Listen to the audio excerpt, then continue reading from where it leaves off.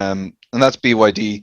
They've got that sort of underlying battery tech thing. There's other people who are focused on, if not rethinking, then seeing things from a different angle as far as battery tech goes.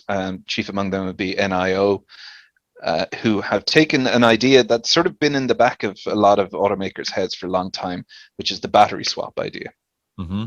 And back in, I think it was like 2014 or thereabouts, Elon Musk was talking about how Tesla was going to set up stations where you could drive in, a robot would take the battery out of your car and swap it out. I think they abandoned that on the basis of, certainly it would seem nowadays because of the advancements they've made, that they wanted to be able to change the form factor of the battery over time to improve efficiency. And that's very much the case now with their newest battery types, which are structural to the car. So you couldn't remove that pack. But what NIO are doing is exactly that. They have the stations set up. There's something like 2,000 of them set up throughout China at this point, where you can today buy an NIO car, drive around. Oh, I'm low on battery. Drive into one of these stations. An attendant gets in, drives into the bay, and then a robot comes out, unscrews the battery pack, and swaps out a new one. And 3 minutes later, you have 100% charge. Wow. Yeah, so that's like gasoline level convenience in recharging the car. Nice. Which is, of course, the end goal. The best that Tesla are able to do at the moment, they just, as I said, unveiled the new model of the Model S last night, is 15 minutes to get 187, I think he said, kilometers, which is impressive in terms of charging a battery.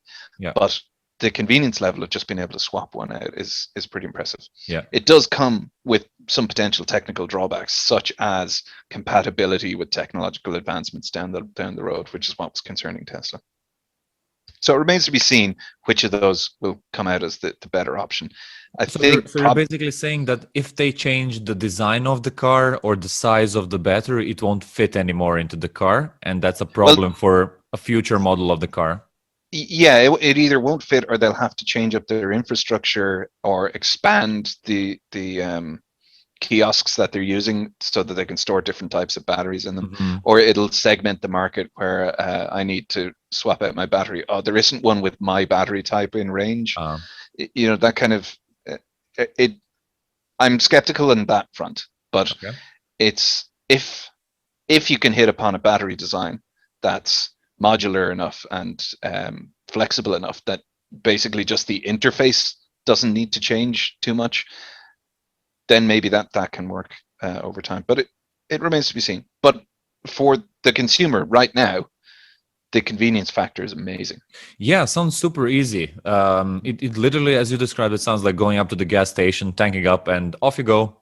Yeah. So yeah, I'm sure that a lot of people will actually love that concept, and it could be that in the future we see both. Mm-hmm. Yeah.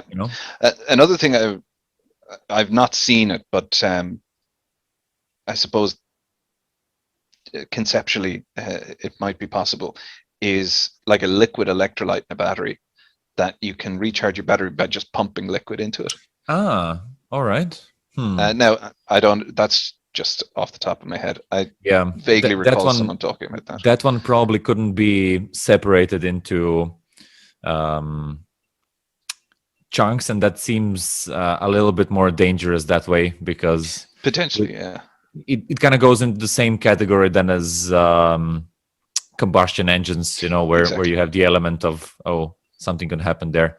But all right, through the liquid or something. In any case, it sounds very interesting. So NIO have just started selling cars in Norway, so they're breaking out of the Chinese market and establishing a foothold. Hey, thanks for watching this video. If you want to see the full version, go to the Uncle Gold Podcast YouTube channel or watch the next clip.